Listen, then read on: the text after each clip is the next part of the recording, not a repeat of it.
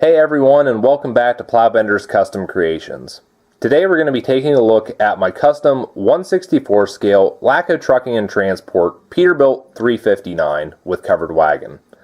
Now, this is a replica of an actual truck that belonged to Brad Lacko of Lacko Trucking and Transport, which was located out in Amherst, Ohio. And what I've done here is tried to replicate the truck as close to its actual basis as possible. And I'll go ahead and throw up a picture of the actual truck here so you can see what it looked like and you can compare it to what I have here. But anyways, to build this truck was a little bit difficult, but I think I got there in the end. And I'll go ahead and set the trailer aside here because it's not really custom. It's about as stock standard as it comes from DCP. And we're going to focus on the rig itself. Now, I didn't have a 359 to start with, so I had to basically do a conversion with a 379, which I'll bring in an example here. And ignoring the fact that this is slightly different, you might be able to see some of the differences and some of the changes I had to make to the 379 to make it look more like a 359. And this is actually my custom 1/64 scale replica of the 379 Peterbilt from Black Dog, which might make an appearance in another Plowbender's Custom Creations. But anyways, to build this 359, the first thing I had to do was stretch the frame. And that was done with brass. And you might even be able to see here where I did the stretch work. I might even go ahead and throw up some photos of this truck when I was building it, so you guys can see. But once the frame was stretched there, I went ahead and added a custom stainless steel deck plate and also some new air lines to replace the pogo stick that was on the back before. The fenders, the half fenders, they actually came with the truck when I got it. So I didn't have to hunt those down or make them. But another change I had to do in relation to the cab was I had to remove the horns because the 359 Peterbilt Brad did not have horns on the roof.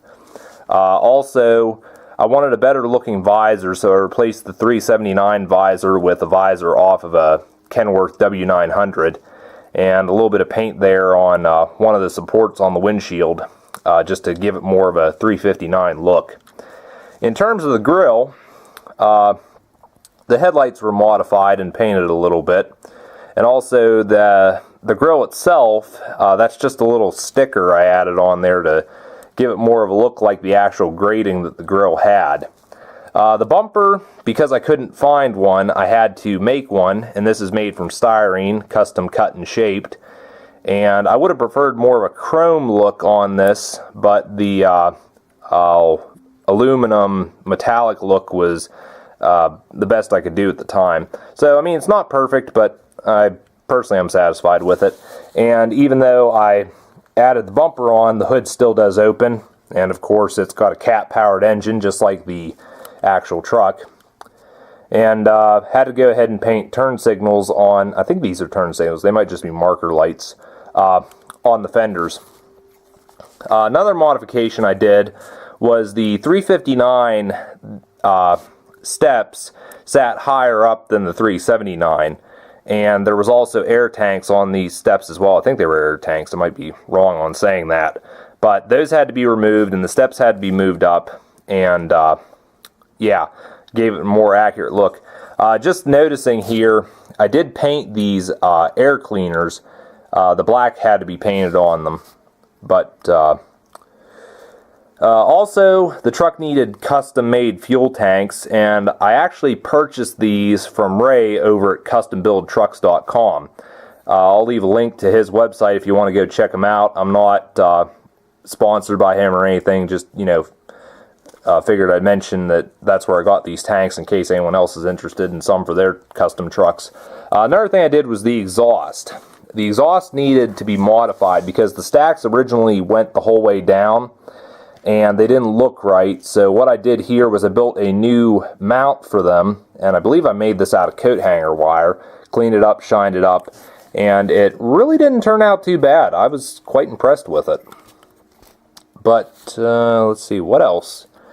I think that's pretty much it. One thing I forgot to mention was when I first built this truck, this was actually built as a day cab, because that's how the truck came when it was first bought by Lacko Trucking and Transport. It was a day cab and had quite a stretch to it, but the sleeper was actually added on at a later date, and of course when they did that, I went ahead and added one to my truck as well.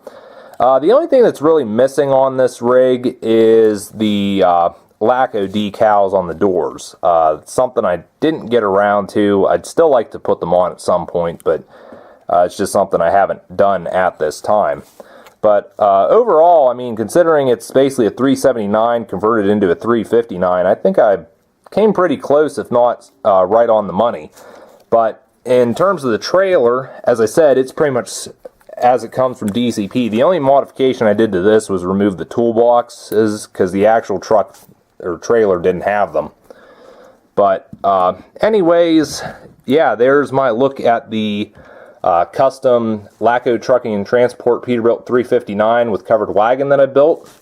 If any of you guys like what you see, go ahead and leave a comment, hit the like button, all that other stuff that everyone else seems to say, you know. But yeah, that's going to do it.